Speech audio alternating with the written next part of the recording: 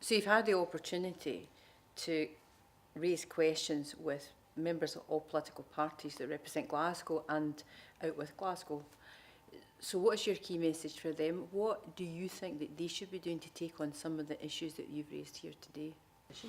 Well, my main message is in the here and now we can do things to make sure Glasgow faces up to the challenges of Brexit. We've identified a number of shovel-ready projects that we think if there's a new borrowing powers for the Parliament, if the government have capacity to increase capital investment, we can deliver on those that will benefit the Glasgow and the greater Glasgow economy. So there's some tremendous ideas that we've got, and what we're looking for from parliamentarians representing Glasgow and greater Glasgow is let's get your shoulder behind the wheel to make sure the Glasgow economy can still withstand any challenges that Brexit may or may not present to it over the next few years.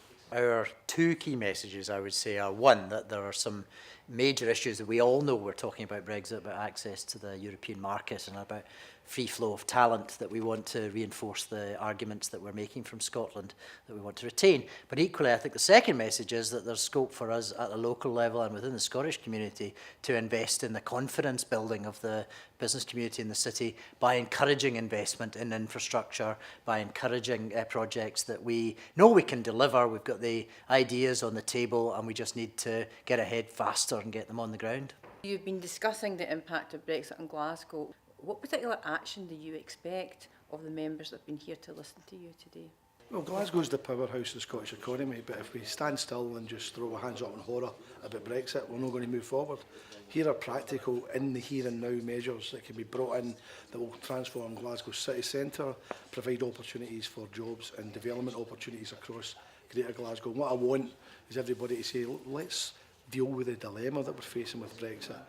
There are one or two examples. One of them is the notion of city centre Grade A space. There may be the investors are poised to invest but are needing an extra wee push across the line, and there's some work that could be done with business rates that might help to release investment for Grade A office space. We're desperately in need of that. We're about to use up all of our existing space in the next year, so we need a next generation of offices to come through. And the second one is that I think we could all work together to release the Buchanan Galleries project around the Queen Street Station. That's a major project that all around Europe and all around the rest of the UK, folks look at what you're doing in your city centre to see where's the city going. And the Buchanan Galleries would be one of the projects that would communicate just how ambitious Glasgow is for its future growth. The other matters may handle themselves, but at the end of the day, our job is to make sure that people have got jobs. Our job is to make sure that the Glasgow economy prospers. There's some cracking ideas in the document that we produced today. So Glasgow is the #2 city in the whole of the UK for retail. Do you think that's widely known amongst the general public?